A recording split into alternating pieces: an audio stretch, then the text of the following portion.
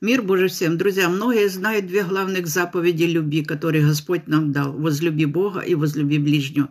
И любовь к ближним проявляется в том, чтобы пожертвовать собой ради спасения родных, чтобы привести их к покаянию и к Богу. Также Господь сказал: любите врагов ваших, а враги наши и могут эти быть близкими, близкие, родные, домашние, которые еще не познали Бога. Поэтому им нужно проявлять любовь, проповедовать Евангелие, чтобы они познали истину, познали Бога и открыли свои сердца, чтобы для Господа и имели спасение. А люди, которые не умножают зло на земле, отвергают Бога, убийцы, террористы, насильники, это сатанисты, и Господь не сказал их любить. Такие предстанут на суд Божий.